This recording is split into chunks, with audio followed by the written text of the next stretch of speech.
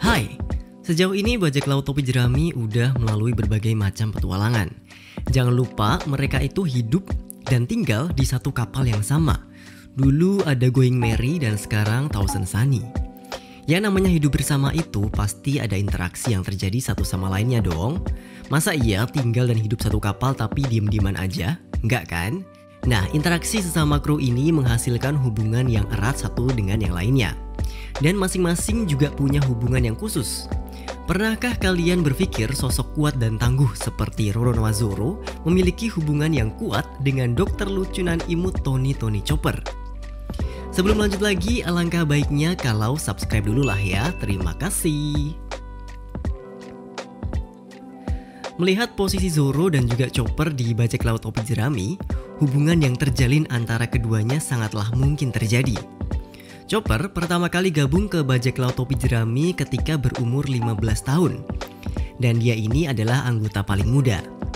Orang yang bisa menerima Chopper apa adanya itu adalah Dr. Hiruluk, Dr. Kureha, dan juga para kru bajak laut topi jerami. Melihat sosok kuat yang hebat seperti Roronoa Zoro, sangatlah wajar kalau Chopper mengagumi sosok Zoro ini. Oke, sekarang coba kita lihat momen-momen kedekatan Zoro dan Chopper ini dari waktu ke waktu. Setelah Chopper bergabung, petualangan langsung berlanjut ke Arabasta. Interaksi antara Zoro dan Chopper cukup sering terlihat di sini. Pertama kali Chopper berbicara cukup intim dengan Zoro, yaitu ketika berjalan di padang pasir Arabasta. Chopper menanyakan ke Zoro, yang sebagai kru pertama, alasan dia gabung ke bajak laut topi jerami itu kenapa? Zoro bilang kalau ya terjadi begitu aja. Dan Zoro juga bilang kalau kerjasama dalam kelompok ini enggaklah bagus. Tapi itu juga bukan hal yang buruk. Setiap orang punya alasan dan mimpinya masing-masing ketika bergabung. Ketika mereka bertarung, mereka akan memberikan kemampuan terbaiknya. Ketika mereka terjatuh, mereka akan mempercayakan ke temannya. Dengan mimpi masing-masing para anggota ini melebur jadi satu, dan akhirnya percaya kalau Luffy bakal menjadi raja bajak laut. Chopper bertugas sebagai dokter di kapal dan Zoro adalah orang yang sering sekali terluka. Dan Chopper juga nggak berhenti untuk memarahi Zoro kalau Zoro nggak nurut sama nasihatnya. Ini terlihat di chapter 213, waktu itu Zoro masih belum sembuh dari luka pertarungan sebelumnya. Dan dia malah berlatih. Jelas dia langsung dimarahin sama Chopper karena nggak nurut. Masih di chapter yang sama, para kru bajak laut topi jerami selanjutnya melakukan mandi bersama di pemandian kerajaan Arabasta.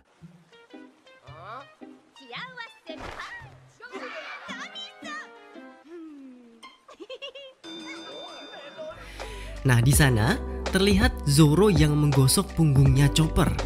Pernahkah kalian melihat Zoro melakukan hal manis seperti ini ke kru yang lain? Luffy yang merupakan sang kapten aja itu nggak pernah diginiin sama Zoro, nggak pernah sama sekali. Hal kecil kayak gini nih yang menunjukkan betapa pedulinya Zoro sama Chopper. Zoro itu udah ibarat kayak sosok kakak gitu bagi Chopper.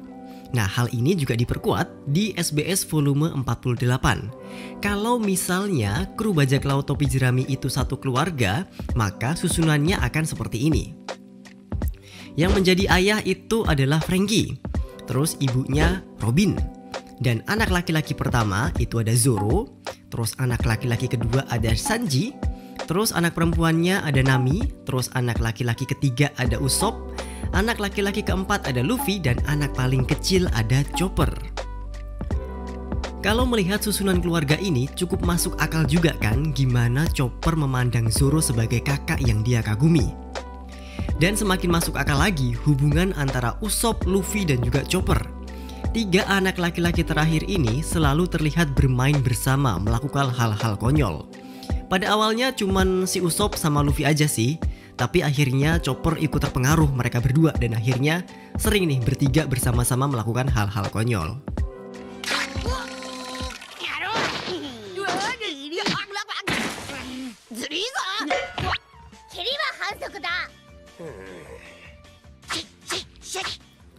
Berlanjut ke arc Skypiea. Memang Zoro sebagai petarung bajak laut topi jerami tugasnya ya mengalahkan musuh-musuh yang datang. Tapi di Skypiea, dia ini terlihat di mana Zoro mengalahkan para monster di mana Chopper itu ada di belakangnya. Mungkin juga karena sifat polosnya Chopper, dia jadi mudah kagum sama Zoro. Salah satunya ketika Zoro mengalahkan monster hiu di Skypiea. Chopper sangat kagum ke Zoro, dan momen setelah itu membuat Chopper semakin kagum ketika Zoro bilang kalau dia nggak percaya sama dewa. Momen kekaguman Chopper yang lain terlihat ketika Zoro menerobos masuk ke markas Galeila Company di chapter 346. Oke, balik ke arc Skypiea lagi ya. Waktu itu, para kru topi jerami akan menjelajah Skypiea dan Nami memaksa Chopper untuk ikut dengannya dengan nada agak sedikit mengancam. Tapi di sini Zoro benar-benar seperti jadi sosok kakak tertua yang bilang ke Nami untuk jangan menakuti Chopper. Di arc Skypiea ada satu momen yang menunjukkan betapa pedulinya Zoro ke Chopper. Ketika melihat Chopper tergeletak tak berdaya setelah dikalahkan Om. Zoro terlihat marah dan berhasil mengalahkan Om.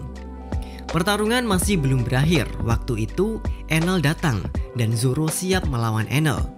Waktu itu Zoro meminta Nami untuk menjaga Chopper yang sudah terluka parah. Benar-benar seperti sosok kakak yang melindungi sang adik kecilnya. Terus lanjut ke arc berikutnya ketika melawan bajak laut Foxy. Di salah satu permainan Devi Backfight, bajak laut topi jerami kalah dan Chopper direbut jadi anggota bajak laut Foxy. Chopper menangis karena dia jadi bajak laut itu cuma mau jadi kru bajak laut topi jerami aja, bukan jadi kru yang lain. Zoro menegaskan ke Chopper untuk berhenti merengek. Karena semua sudah terjadi, nggak perlu ada yang disesali. Tinggal mempercayakan sisanya ke teman-temannya yang lain.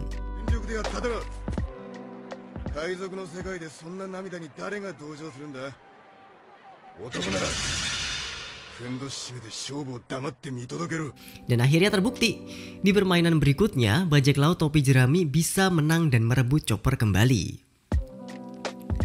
Sifat polosnya Chopper ini terkadang membuat heran kru bajak laut topi jerami yang lain. Tapi cuma Zoro yang bisa memaklumi dan melakukan tindakan yang semestinya. Seperti ketika Luffy dan Usopp berkelahi karena Going Merry. Di sana Usopp bilang kalau dia punya 8.000 pengikut. Ya kita tahulah ya kalau itu sebuah bualan, kita semua tahu. Tapi Chopper pun percaya dan shock. Di sini Zoro bilang kalau Chopper lebih baik masuk aja ke dalam. Mungkin memang hal kecil seperti ini, tapi tindakan Zoro ini adalah tindakan yang paling baik untuk melindungi hati Chopper yang sangat lugu ini.